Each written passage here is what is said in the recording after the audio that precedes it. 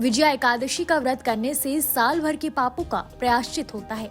इस दिन भगवान विष्णु की विशेष पूजा की जाती है और उन्हें तुलसी पत्र, फल और मिठाई चढ़ाकर आराधना की जाती है।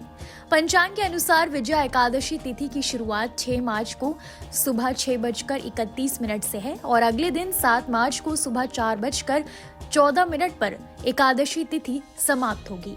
मान्यता है कि इस तिथि में एकादशी का व्रत करने से भगवान विष्णु का आशीर्वाद मिलता है और मोक्ष की प्राप्ति होती है। इस दिन व्रत रखने वाले भक्त निर्जला उपवास करते हैं और रात में भगवान विष्णु की आराधना करते हैं। इस दिन तुलसी पूजा का विशेष महत्व होता है। तो इस वीडियो में हम आपको तुलसी के वो उपाय बताएंगे जिसे अपनाकर आप एकादशी के व्रत को और ज्यादा फलदायी बना सकते हैं। कौन से हैं वो उपाय, चलिए जानते हैं। धर्म के जानकारों के अनुसार सुबह स्नान करने के बाद तुलसी के पौधे का गंगा जल से स्नान करें। तुलसी को चंदन, फूल, रोली और अक्षत अर्पित करें। तुलसी जी की आरती करें और भगवान विष्णु की प्रार्थना करें। इसके अलावा तुलसी के पौधे के नीचे घी का दीपक जलाएं। दीपक में तुलसी के पत्ते डालें। तुलसी की माला पहने। तुलसी की माला से भगवान विष्णु के मंत्र का जाप करें।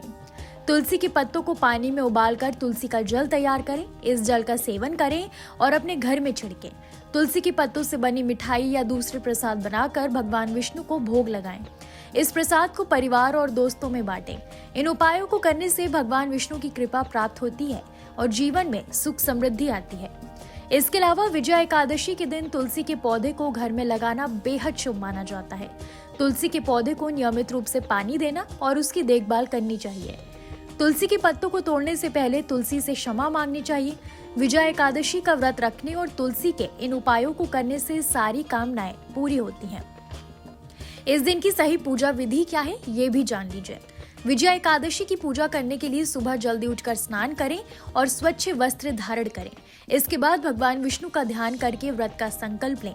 अब सूर्यदेव को जल अर्घ्य दिया जाता है। मंदिर की सफाई की जाती है और उसमें एक चौकी पर लाल कपड़ा वस्त्र बिछाया जाता है। इस चौकी पर भगवान विष्णु की प्रतिमा रखी जाती है और श्री हरि को फूल, धूप, दीप और फल अर्पित किए जाते हैं। इसके बाद विष्णु जी की आरती की जाती है। भगवान विष्णु के मंत्रों का जाप किया जाता है और भक्त विष्णु चालीसा का पाठ भी करते हैं। इसके बाद पंचामृत में तुलसी का पत्ता डालकर भोग स्वरूप भगवान विष्णु को लगाया जाता है।